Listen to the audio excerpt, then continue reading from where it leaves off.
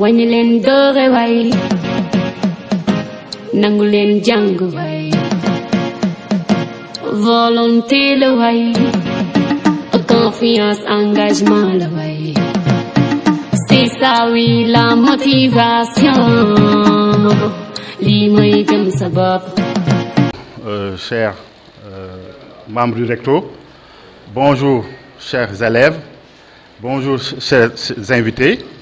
Donc soyez les bienvenus aujourd'hui au niveau de cette salle de conférence de la mairie de Touba Toul. Et votre présence ici, en tout cas, fait l'objet de votre inscription pour les nouveaux bacheliers en ligne. Alors cette activité est programmée comme d'habitude par le recto, le réseau des enseignants de la commune de Touba Toul, en partenariat aujourd'hui avec la municipalité, la mairie, laquelle mairie nous a confié cette salle, mais également elle a participé à hauteur de 20 000 pour la connexion. Également au niveau des partenaires, il y a le club Solidarité, lequel club nous avons ici son président Khadim Anne, mais également il y a l'AMET, l'association des élèves et étudiants de Touba Toul, laquelle association est représentée par son président ici, Dame. Et donc tous les étudiants et les bonnes volontés sont venus aujourd'hui vous accompagner par rapport à cette tâche qui serait en tout cas le premier pied qui devrait vous donner le droit d'accéder à l'université. Et avant de poursuivre en tout cas notre allocution, nous souhaitons à ces nouveaux bacheliers en tout cas une bonne chance, un succès, une réussite éclatante en tout cas au niveau des différentes universités pour lesquelles vous allez en tout cas postuler. Et je dois dire que peut-être à ce moment-là, pour compléter les souhaits, que cette réussite bi mu doon seen jiglaay mu ànd ak barke ba nga xam ne ni yaatu na mu commencé tànk law ci seen waajur ngeen bokk ak jullit yi nga xam ne ñoom ñëpp la ci seen wërsëg nekk. Et peut-être avant de donner la parole aux deux partenaires qui sont le président de l'AMET et le président du club Solidarité, vous dire que vous avez du pain sur la planche. Aujourd'hui, vous venez de quitter le lycée. Vous ne serez plus suivi par le surveillant qui vous dit évitez les retards, ainsi de suite. En tout cas, nous avons pensé installer tous les réflexes d'un adulte. Et donc, une fois à l'université, on vous considère comme des adultes. Et en ce moment-là, vous avez l'obligation de réagir en adulte pour, en tout cas, espérer réussir avec succès au niveau des différentes universités. Et pour continuer, en tout cas, nous allons remettre la parole au président le censeur et par ailleurs coordonnateur du réseau des enseignants de Touba Toul, monsieur le coordonnateur du club Solidarité, donc et à monsieur le conférencier, docteur Djeringom. Donc très chers nouveaux bacheliers et nouvelles bachelières, vraiment on est très content d'être aujourd'hui devant vous, surtout dans de pareilles circonstances. Comme vous l'avez su, bon, on était avec vous donc depuis l'école et on essaie de vous accompagner. Donc jusqu'à présent, j'espère que c'est pas en ce moment qu'on va arrêter notre compagnonnage. Donc j'espère que vous le savez tous, on est là pour l'orientation ou bien pour l'inscription des nouveaux bacheliers. Donc surtout c'est une histoire de soi et comme c'est vous qui allez choisir donc où aller et qu'est-ce que vous allez faire. Donc j'espère que vous avez une lourde responsabilité comme nous également. Donc on est là pour vous guider, pour vous aider, mais le choix va vous appartenir. Comme on le dit, donc Albert Bailly le disait, il y a de choix valable que celui qu'on fait soi-même. Et nul n'a le droit de s'en remettre à son maître du soin de penser pour lui. Donc c'est à vous de faire vos choix, mais également vous devez bien vous baser sur ce que vous avez donc comme note et ce que vous avez par exemple comme passion donc dans la vie.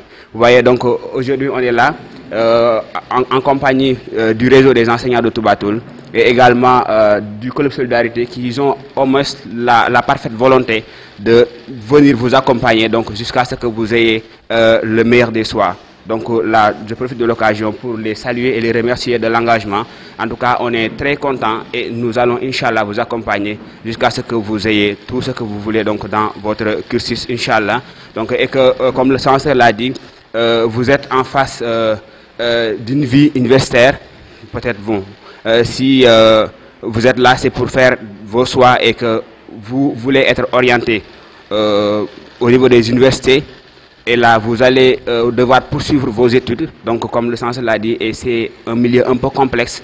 Donc, vous devez essayer de vous en habituer et essayer, par exemple, de mobiliser tous les moyens pour réussir. Parce que, bon, là-bas, c'est un peu différent de la vie que vous avez menée au niveau du lycée, au niveau du CEM et de l'élémentaire. Donc là, je vais m'en arrêter là pour encore vous souhaiter bonne chance et bonne concentration également pour vos choix, parce que c'est capital pour votre vie. Donc j'espère que c'est une phase décisive, je dirais. Donc allez, concentrez-vous bien et faites bien vos choix. Merci beaucoup.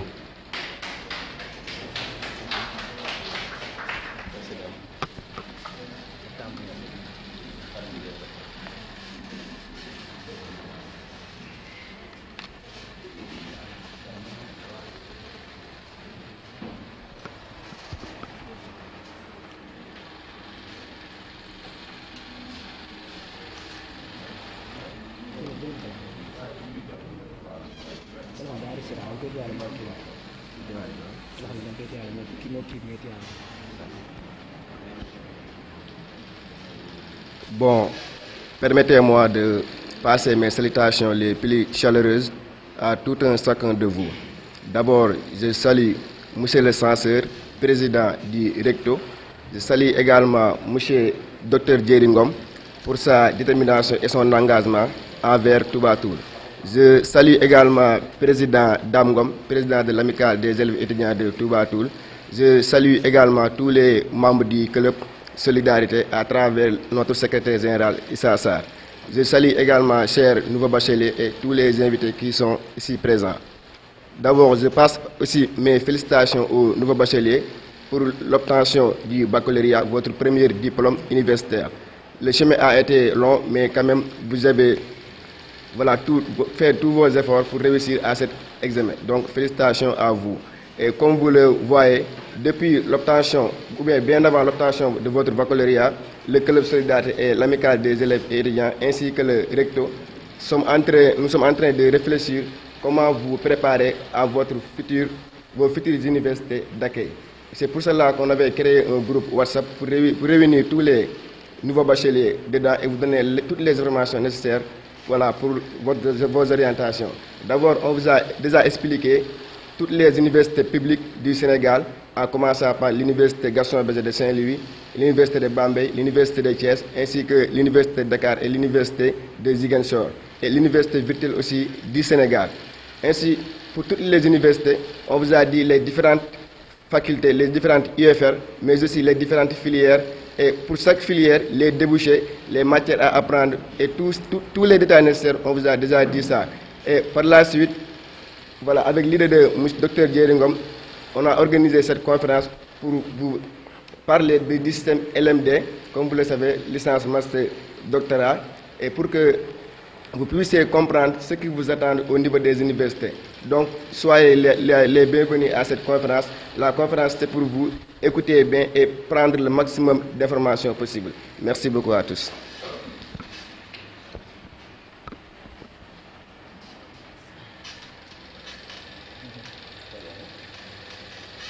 Il faut qu'il fasse les examens, les devoirs pour valider. Mais le doctorat, c'est le niveau terminal. L'étudiant, c'est très sélectif. En général, on prend les meilleurs pour le doctorat. L'étudiant prend un sujet de thèse sur une problématique de recherche. Il y a un enseignant d'université qu'on appelle un prof de rang A qui va superviser les travaux de l'étudiant. Et l'étudiant... D'applaudir encore une fois notre très cher conférencier, M. Djeringom. Bon, vraiment, il a fourni beaucoup d'efforts pour pouvoir nous livrer le maximum d'informations. En tout cas, je sais la rigueur vraiment qu'il a su donner pour pouvoir donner ce contenu de taille. Parce que, bon, même moi, je suis éclairé et que j'espère que beaucoup parmi vous ont eu peut-être beaucoup de connaissances qu'ils n'auraient pas su si ce n'était la conférence. Donc j'espère que vraiment on lui doit beaucoup de remerciements en tout cas, et que le système LMD c'est jusqu'à présent incompréhensible. Même au niveau de l'université, les étudiants ne parviennent pas à comprendre ce qu'est le système LMD réellement. Donc j'espère que maintenant, moi en tant que peut-être quelqu'un qui a assisté à la conférence aujourd'hui, peut-être j'ai eu au moins peut-être certains zones d'ombre éclairées. Vous voyez? Donc vous, comme vous avez eu l'occasion, au moins avant d'intégrer le milieu, comment dire, l'université, de savoir peut-être ces informations, ça va vous servir, j'espère bien. Bon, en tout cas, moi, j'aimerais, avant de donner la parole aux gens pour qu'ils posent des questions, vous posez moi-même une question. Donc, s'agissant de peut-être, parce que tout le monde, il y a également un débat qui se pose entre qu'est-ce qui est plus bénéfique entre le système classique et le système LMD. Parce que toujours, il y a des incompréhensions par rapport au système classique et par rapport au système LMD, surtout à notre niveau, nous qui n'avons pas vécu l'ère du système classique. Donc c'est une question que je voulais vous poser, donc avant de donner la parole aux autres. Donc, et vous également, si vous avez des questions à poser, si vous avez des zones d'ombre que vous voulez qu'on vous éclaire, donc vous pouvez également poser la question. Donc, monsieur Dr Dieringom va sûrement pouvoir vous répondre. Donc, merci beaucoup.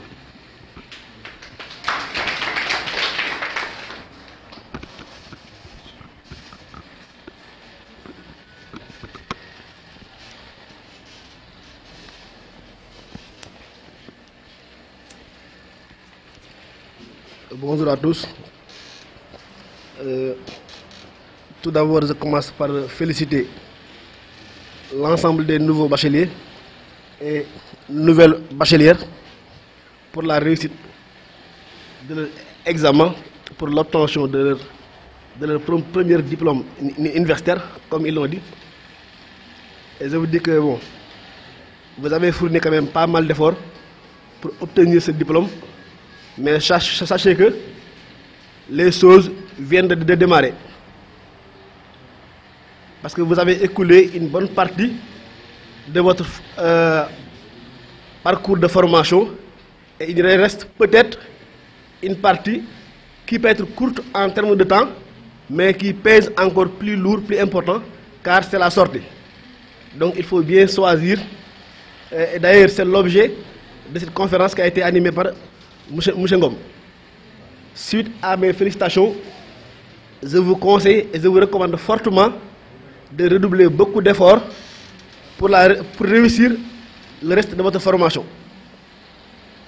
Deuxième point, je remercie l'exposant, Monsieur Dr Dieringom, à qui nous devons beaucoup de remerciements, et moi personnellement, je lui dois encore des remerciements. Merci pour la clarté de l'exposé. Ça a été vraiment enrichissant. On a beaucoup appris. Moi qui vous parle, je suis un petit ingénieur avec un petit I, qui a été formé à l'école polytechnique de Thiès, qui a été encadré également par M. Dieringom, M. Adam Diouf ici présent, M. Hassan, censeur et tous les dinosaures qui sont là, sans oublier M. Mbaïngom. Donc vraiment je remercie M. Dieri ainsi que l'AMET et le club de solidarité ainsi que tous les invités. Troisième point, comme vous êtes dans une phase d'entrée à l'université, moi j'insiste sur le comportement de l'étudiant. Il faut que vous soyez des étudiants modèles.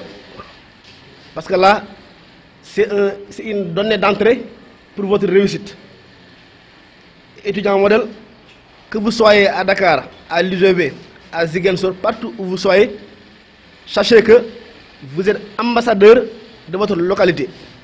Vous devez être parmi les meilleurs, je dis bien parmi les meilleurs, parce que là, votre localité compte sur vous, vos parents comptent sur vous, et vous également. Excusez-moi, nous ne devons pas nous permettre d'être parmi les médiocres. À Touatoulou, on a toujours été bien réputé et on a toujours été compté dans l'excellence et on doit toujours garder cette excellence et essayer de mieux faire. Parce qu'aujourd'hui, les moyens et les conditions se sont améliorés. Tout le monde le sait. Les dinosaures ici présents ont travaillé à l'époque dans des conditions très difficiles et pourtant ils ont réussi. Troisième point, bon, j'ai anticipé un peu. Et sur le point de comportement, je donne un petit exemple. L'entreprise où je suis actuellement, il y a un ingénieur de toiture, Ibra Diaw, qui est passé à l'époque par la même entreprise. Et quand je suis venu, quelques mois après, on m'a dit que mais à toiture, on dirait qu'il n'y a que des cadres. Je me suis dit pourquoi. Bon, on m'a dit qu'il y a un certain Tchao qui est passé ici. Aujourd'hui, il y a Anne qui est là. Mais franchement, chapeau à vous.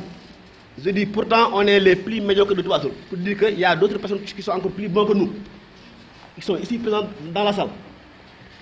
Donc, et je recommande fortement mes cadets d'être meilleurs que nous. Parce que les conditions sont encore plus bonnes. Bon, je tire en longueur, mais pour terminer, l'importance de l'Internet dans les études supérieures. Bon, en tant qu'ingénieur en informatique, je ne peux pas ne pas parler de ça. Bon, bien que Jerry va y revenir. Aujourd'hui, tout le monde ici présent est doté d'un smartphone équipé de l'Internet. Mais il faut en faire bon usage. Sinon, c'est perdant. L'Internet et particulièrement les réseaux informatiques nous permettent ou nous facilitent l'apprentissage, la recherche, nous facilitent la communication pour parler avec n'importe qui dans le monde en guise d'acquisition de connaissances et d'orientation. L'Internet également nous facilite le travail. Aujourd'hui, le Covid nous a encore démontré son importance avec le télétravail. Depuis presque 7 ou 8 mois, il y a des entreprises ou des personnes qui travaillent avec des collaborateurs dans des pays distants. Bon, pas plus tard qu'hier, j'ai fait une réunion ici à Chile avec mes collaborateurs qui sont au Maroc et qui sont en dehors de l'Afrique. J'étais ici à Chile, dans un village, mais équipé de l'Internet, je me dis que je suis partout dans le monde. Donc, pour bien finir votre cursus universitaire que vous venez de démarrer, que je vous souhaite de démarrer avec beaucoup de qualité et de rigueur, il faut, au-delà de rester un étudiant modèle, un étudiant brillant, un étudiant correct, il faut terminer son cursus avec soit des masters professionnels vous permettant d'être opérationnel en entreprise ou bien dans les instances de travail, soit avec des concours qui vous permettront d'intégrer dans les entreprises, les structures de niveau national et international, mais aussi de décrocher le doctorat d'État comme l'ont fait certaines personnes qui sont ici parmi nous et qui l'ont fait dans des conditions très, très difficiles. Donc vraiment, nous avons encore de la chance. Nous avons des anciens, des dinosaures qui sont ici là, qui aujourd'hui devaient se reposer ou bien s'occuper d'autres tâches, mais qui se sont donné encore leur force, leur temps, leur volonté et motivation pour aider les neveux, même les neveux, je fais allusion à Tonton Adama Diouf et Sanseur et autres. Vous êtes là pour aider vos fils, vos neveux, vos nièces pour qu'ils réussissent. Je pense qu'ils doivent profiter de ces avantages et en bénéficier et l'exploiter entièrement. Aujourd'hui, personne ici n'a pas le droit à l'échec parce qu'il y a toutes les conditions, il y a l'encadrement, il y a l'information et on peut dire qu'il y a les moyens parce qu'il y a le club de solidarité, il y a l'AMET, il y a également le comité des parents d'élèves et le comité des enseignants. Je vous remercie.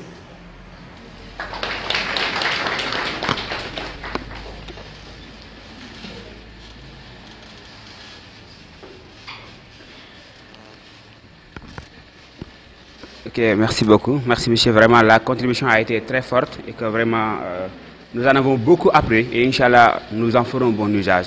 Là, je vous appelle à bien consommer ce qu'il a eu à dire. J'espère que c'est vraiment important pour vous. Ok, merci beaucoup encore une fois. Vous l'applaudissez encore. Merci.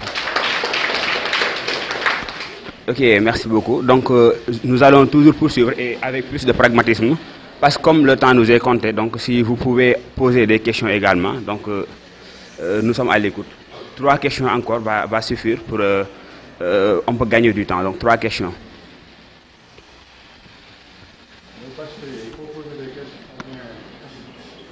n'avez pas compris, soit vous avez tout compris. Vous n'avez rien compris.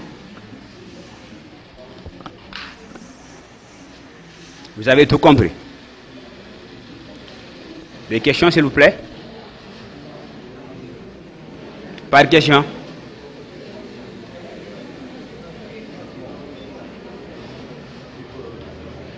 S'il n'y a pas de question, tu te présentes devant Adam Diouf pour dire qu'il est enseignant à l'UCAD, tu le donnes pour qu'il complète. D'accord, d'accord. Ok, d'accord. Bon, comme vous n'avez pas posé de questions, alors bon, je vous remercie encore une fois. Je pense que vous avez bien compris. Sinon, nous allons vous présenter Dr Adam Diouf, qui est de l'Université Cheikh Anta Diop de Dakar, donc qui est un parent là-bas et qui nous aide. Donc, ce n'est pas plus tard qu'une semaine.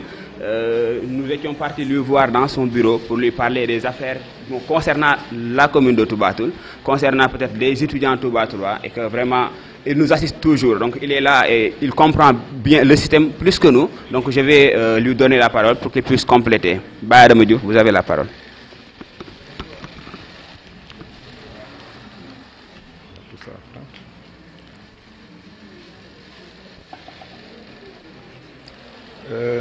Merci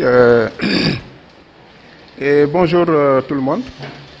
Alors, je commencerai avec réussir à obtenir leur parchemin et de leur dire toute la satisfaction que j'ai aujourd'hui de vous avoir parmi nous. Vous avez réussi à obtenir le baccalauréat. Ce n'est pas quelque chose de facile. Nous en savons quelque chose pour avoir dirigé des jurys de baccalauréat. Donc, si vous êtes là aujourd'hui, dites-vous que c'est parce que vous le méritez.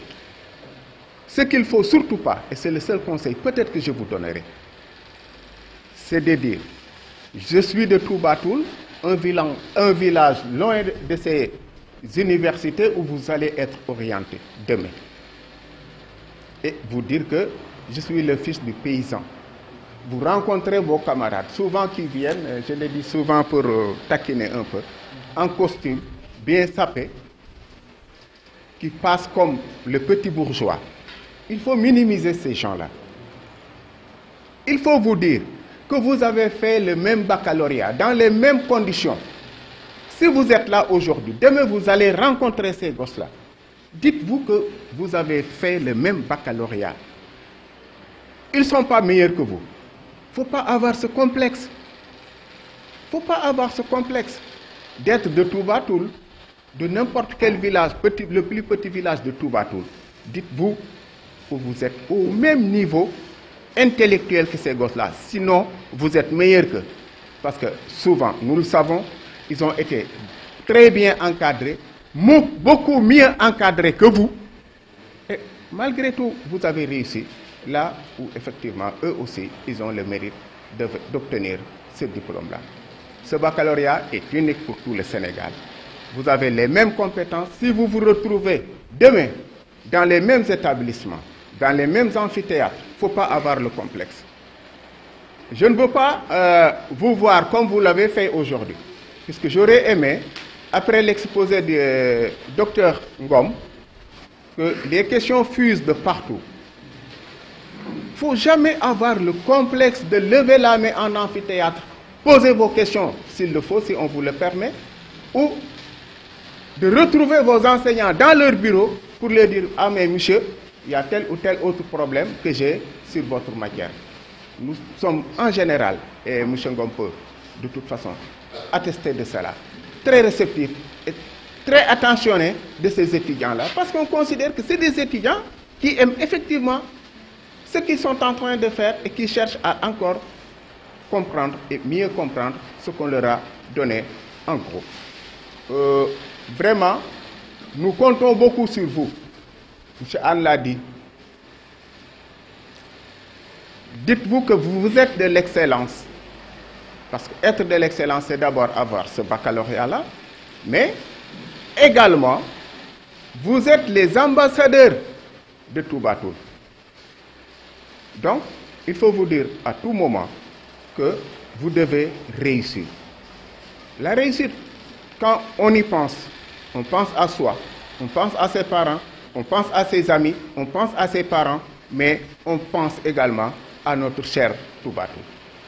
On s'est battu tous les jours pour être là aujourd'hui, mais c'était tout simplement dans l'objectif de faire de Toubatoul une représentation au niveau national et international qui va propulser la localité à des sommets que peut-être nos parents, nos arrière-grands-parents n'allaient jamais imaginer. Le monde a changé. Nous sommes dans un monde planétaire. Donc, positionnez-vous. Dites-vous que vous en êtes capable et je peux compter sur vous. En tout cas, je suis sûr et certain que vous donnerez ces bons résultats-là. Et c'est ce que nous attendons de vous. C'est ce que nous vous souhaitons. Bon, le défaut des enseignants, quand on parle, on ne s'arrête jamais. Mais je vais m'arrêter là pour vous dire encore une fois, il faut beaucoup de courage. Il faut beaucoup de courage. Je ne peux pas paraphraser M. Anne. Il a tout dit, vraiment il a tout dit. Vous avez encore beaucoup de choses à dire, beaucoup de choses à faire. Il faut redoubler d'efforts. On attend et on compte sur vous. On attend beaucoup de vous et nous comptons sur vous. Mais soyez rassurés que nous sommes là à tout moment pour vous accompagner, pour vous assister. Posez-nous vos questions.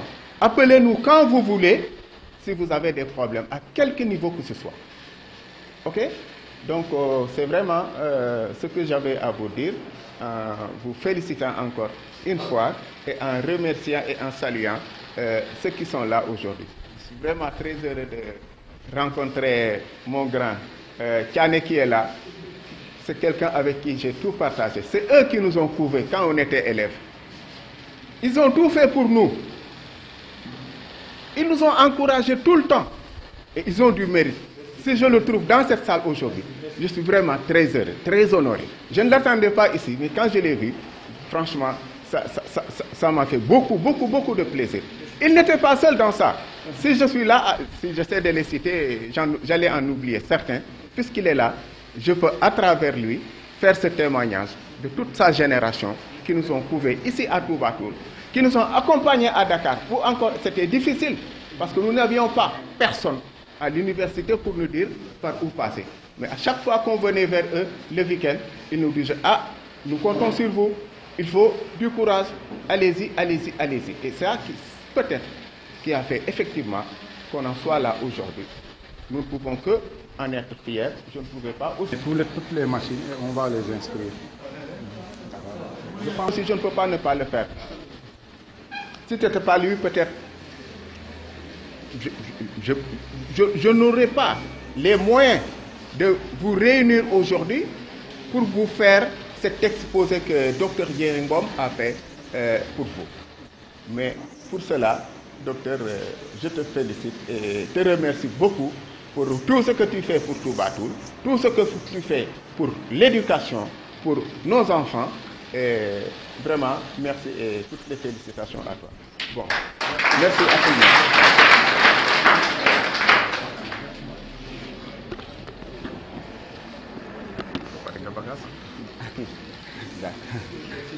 Ok. Merci beaucoup, merci Bayadama. Donc nous avons espoir en vous, alors l'espoir est permis et j'espère bien que nous ne sommes pas prêts pour gâcher cet espoir-là. Inch'Allah, on doit essayer de relever le défi. Donc ce que peut-être les anciens n'ont pas pu réussir, vous devez réussir à faire cela. Donc là, j'espère que lui, il est enseignant et que tout enseignant serait fier de voir ses élèves un jour réussir et occuper de grands postes de responsabilité. Donc vous voyez, alors tout le monde est derrière vous et tout le monde a un espoir donc, sur vous. Donc vous devez également essayer de porter cet espoir-là et essayer de contribuer au développement de Toubatoul. Donc un jour, le jour où vous serez peut-être appelé à gérer certaines postes de responsabilité, donc j'espère que vous en prenez conscience. Alors merci beaucoup tout le monde, merci beaucoup Bayadama. Donc j'espère que si vous avez encore des questions, vous pouvez poursuivre. Donc on n'a qu'une seule question, on a besoin de 3 questions. Si vous n'avez pas de questions, alors on peut continuer. Vous n'avez pas toujours de questions. Et sinon, si vous ne pouvez pas poser les questions, vous pouvez peut-être écrire cela et donner ça à Baye Djeri, à Dr Djeri, autant pour moi. Si vous pouvez écrire, peut-être on a besoin de 3 questions. Sinon, vous avez compris. Si oui, dites-le, vous avez compris. Sinon, je vais vous poser une question. Hein? Vous serez capable de répondre. Je vous pose une question. Ok, comme vous avez compris, j'espère.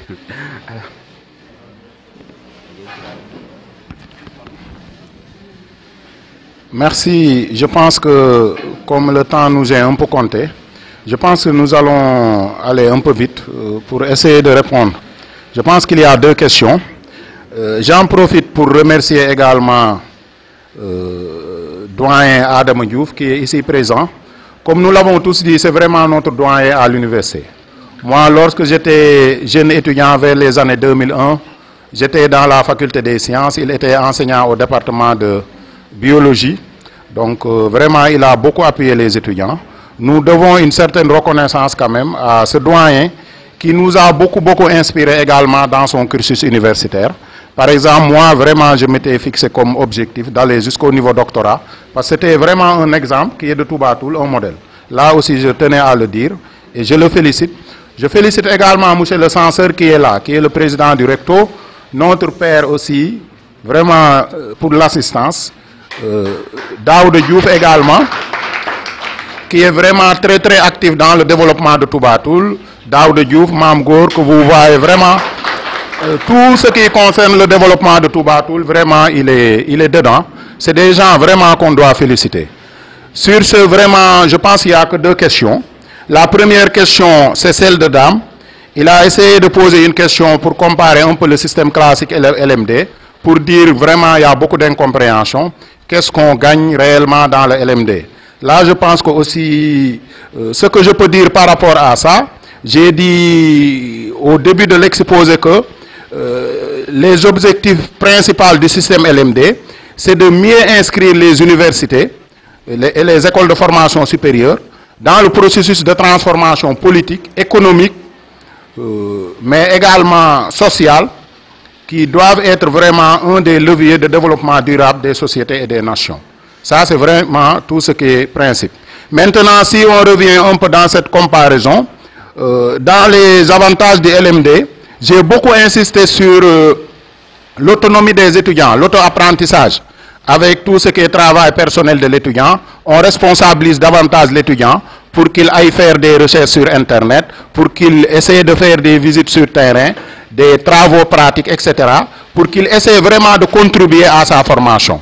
Parce que comme j'avais dit, le système classique que nous connaissons, l'étudiant était là et l'enseignant donnait tout à l'étudiant. On n'attendait pas que l'étudiant contribue à un certain pourcentage dans sa formation. Mais aujourd'hui, dans le LMD, si vous prenez un crédit égal 20 heures, dans les 20 heures, il y a le temps de présentiel. Par exemple, il faut assister aux cours magistrales, aux travaux pratiques, aux travaux dirigés, mais également, il y a un quantum horaire qui est réservé pour l'apport personnel de l'étudiant dans sa formation, qu'on appelle le TPE. Ça, c'est vraiment l'autonomie de l'étudiant, mais nous avons également la professionnalisation. Aujourd'hui, dans la norme LMD, basée sur le RESAO, beaucoup de formations sont orientées professionnelles. Mais dans le système classique, il y avait plus de formations académiques, on faisait une licence, une maîtrise, ensuite il faut faire des concours, il faut faire une formation supplémentaire. Mais aujourd'hui, l'équivalent du master 1 ou 2, qu'on appelle la maîtrise à peu près, c'est soit orienté professionnel ou bien orienté recherche. Mais en général, la quasi-totalité des masters aujourd'hui sont orientés professionnels. De plus en plus, on ne fait plus même de différence entre master professionnel et de recherche. Par exemple, celui qui a même un master professionnel, il peut s'inscrire en doctorat si son dossier est accepté. Donc il y a cette notion de la finalité professionnelle qu'on appelle la professionnalisation, l'auto-apprentissage, responsabiliser davantage l'étudiant, mais également la mobilité. Parce que dans le système classique, j'avais dit que, j'avais donné un exemple, je suis à la faculté des sciences, par exemple, je fais une formation en physique et chimie, j'ai validé la matière physique, ensuite je suis cartouchard à la 2e année. Si je dois aller dans une autre université où il y a une matière physique, je ne peux pas transférer le C ou l'unité d'enseignement que j'ai validé. Maintenant, avec le LMD, une fois que vous validez une unité d'enseignement, on dit que c'est acquis et transférable. Même si vous changez d'université ou bien d'école, si dans l'université cible, vous avez la norme LMD avec à peu près les mêmes références, vous pouvez transférer l'unité d'enseignement qui est acquis là-bas. Cette notion est appelée la mobilité. Ça nous permet d'avoir une mobilité au sein des universités et des écoles nationale, mais également une mobilité internationale. Beaucoup d'étudiants peuvent acquérir des unités d'enseignement au Sénégal, ensuite ils font une inscription, on nous envoie des mails, moi je reçois beaucoup de mails en tant que chef de département, on me dit valider tel dossier d'inscription d'un étudiant. Je reçois un mail de Paris ou bien du Canada, ensuite on valide parce qu'il veut transférer les unités d'enseignement validées là-bas. Parce qu'il a déposé un relevé de notes dans lequel figurent les unités d'enseignement qu'il a validées, etc. Donc ce principe de mobilité, de transférabilité des unités d'enseignement, je pense que c'est un des avantages de LMD qui n'existe pas dans le système classique. Il y a également la préparation des écoles doctorales, parce que beaucoup de formations doctorales s'inscrivent aujourd'hui dans la norme LMD. C'est une réorganisation avec ce qu'on appelle la thèse unique. La thèse 3e cycle est presque disparue. Au début, on faisait une thèse de 3e cycle. Ensuite, il faut faire une thèse d'État. Par exemple, doyen Adam Diouf qui est là, il a 2 thèses. Tu fais un doctorat de 3e cycle, ensuite tu fais un doctorat d'État. Ça peut être lourd. Aujourd'hui, on a une seule thèse qu'on appelle une thèse unique, qui est basée sur la référence LMD, avec 180 crédits après le master. Là aussi, je pense, c'est un des avantages. Il y a aussi tout ce qui est vraiment en phase avec ce qui se fait à l'international. Parce que comme nous le savons au Sénégal, étant un pays francophone, notre système d'enseignement est dérivé de celui de la France. On n'appliquait en général que les normes, les références de la France. Aujourd'hui, la norme LMD, le master, par exemple, c'est un nom qui est un peu anglais. Donc ça, c'est un peu la référence au niveau mondial. Même les pays anglophones, on peut même faire le transfert entre un pays dont la langue est le français, par exemple, un pays francophone, vers un système anglophone. Par exemple, ceux qui continuent les études au Canada, parce que c'est un pays bilingue, anglais et français, ils peuvent continuer selon les normes du principe LMD qui sont acquis au Sénégal. Je pense qu'on devrait faire une comparaison. Je pense que tout cela peut être vu comme des avantages, mais néanmoins, dans tout système, il y a toujours des avantages et des inconvénients. L'inconvénient majeur du LMD, c'est surtout l'incompréhension que tu as soulevée. Beaucoup de gens se perdent dans le LMD. Même au niveau des universités, le personnel administratif, le personnel académique, quelque part, les gens ont des problèmes de comprendre et de mieux expliquer certains concepts pour les étudiants. C'est pourquoi j'ai pris le temps de faire ce diapo et de donner un lexique sur tous les termes que vous allez généralement retrouver dans le LMD. Et je vais vous donner le PowerPoint après. Je pense qu'aussi il y a cela. Par exemple, si on prend le Sénégal, certaines universités, l'arrêté LMD qu'ils appliquent peut être légèrement différent de l'autre arrêté LMD qu'on applique. Par exemple, à Bambey, j'ai dit qu'un crédit c'est 20 heures. Nous, dans notre arrêté, on se base sur le décret national. Mais l'arrêté, on se base sur un décret pour donner un arrêté. Le recteur donne un arrêté. Donc, on a 12 heures de temps présentiel et 8 heures de travail personnel de l'étudiant. À l'UGB, un crédit, c'est toujours 20 heures. Ils ont mis 10 heures de temps présentiel et 10 heures de travail personnel. Donc, ici, nous avons 20, 12, 8. Là-bas, 20, 10, 10. Donc, il y a un peu des légères différences entre l'application. Tout ça, ça joue un peu sur la compréhension, etc. À l'UQAD, peut-être doyen Adam peut nous dire, un crédit, c'est 20 heures, c'est à peu près la même chose. 12, 8. Donc, c'est à peu près ça. Maintenant, la deuxième question, pour terminer, c'est celle de Moustapha Anne, que je salue vraiment sa présence. Lui, vraiment, il est également une référence pour les élèves, pour les étudiants que vous êtes, parce qu'il a fait un brillant cursus S1, licence mathématique, appelé ingénieur à l'école polytechnique. C'est vraiment, il est ingénieur en télécommunication.